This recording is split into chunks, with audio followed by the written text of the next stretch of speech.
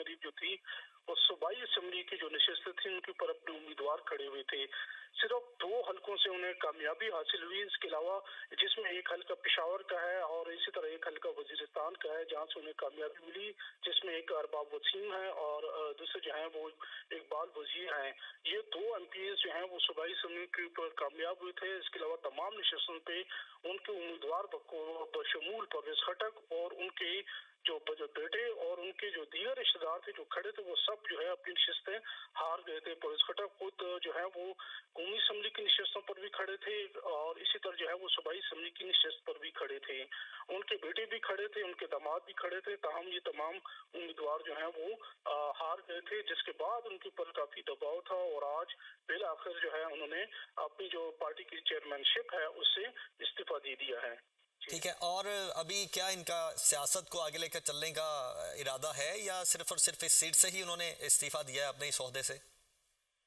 देखें, बिल्कुल ये तो परवेज खटक, मैं जैसा आपको बताया, मंजे हुए साफी हैं और फिलहाल जो ये प्रेशर, एक दबाव आ रहा था, तो उसको कम करने के लिए उनकी जानिब से ये इस्तीफा दिया गया है। लेकिन जो खैबर पख्तूनख्वा की सियासत है उसमें उनके जो असर रसूख है और जो उनका मतलब खला, उसमें किसी किस्म के इनकार या किसी किस्म के शक की गुंजाइश नहीं है।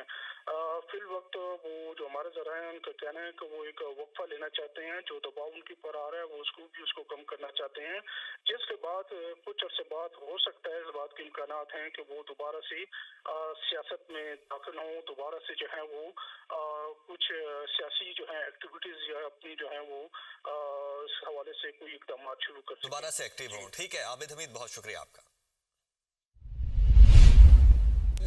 पीटीआई पार्लियामेंटेरियन की चेयरमैनशिप और मेंबरशिप दोनों से इस्तीफा दिया है और पीटीआई पार्लियामेंटेरियन की जानिब से परवेज खटक का इस्तीफा मंजूर कर लिया गया है। आबिद हमीद ब्यूरो चीफ पेशावर हमारे साथ मौजूद हैं। आबिद, क्या वजह बनी परवेज खटक ने पीटीआई बी से इस्तीफा दिया है? हालांकि कुछ दिन पहले कह रहे थे कि हम सियासत को आगे लेकर चलेंगे। जी देखें, ये जो है पाकिस्तान तहरीक इंसाफ पार्लियामेंटेरियन कुछ अरसा कबल ही बनी थी और ये पीटीआई से अलहदा एक धड़ा था, जिसकी जो है वो सरबराही परवेज खटक कर रहे थे और महमूद खान उनके साथ वाइस चेयरमैन थे।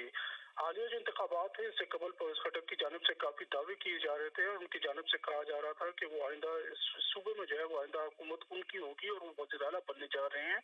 उनकी जानिब से ये भी दावे किए गए थे कि वो